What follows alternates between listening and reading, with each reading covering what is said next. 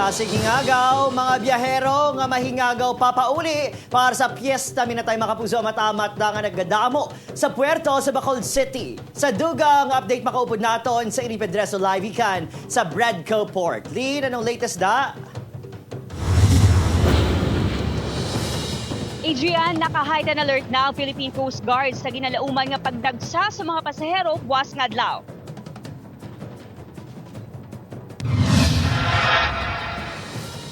Padulong sa Iloilo agud magbisita sa iya mga himata ang biyahero nga si Gerald.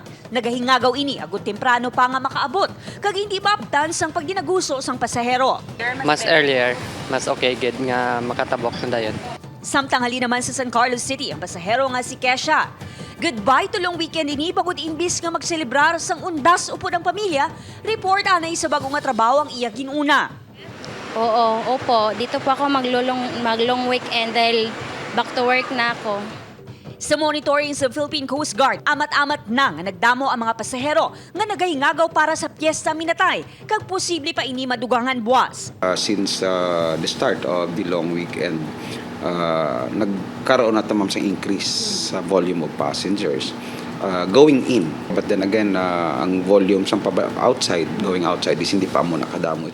Sa karon nagdugang sa schedule sa biyahe ang fast craft kag ro-ro vessels. Sa tungaas ang kasakuon sa pagdagsa sa mga pasahero nga nagapakadto pabalik, nagpasalig ang Coast Guard nga naka-alerto sila sa pagbantay.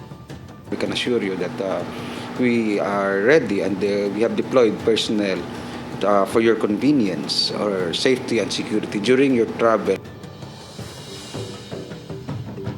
Mga kapuso, may assistance desk man nga ginpahamtag ang mga otoridad sa tiun sang emerhensya kaangay na lang diri sa Bradco Port. Balik sa imo, Adrian. Madamog na salamat, Eileen Pedreso.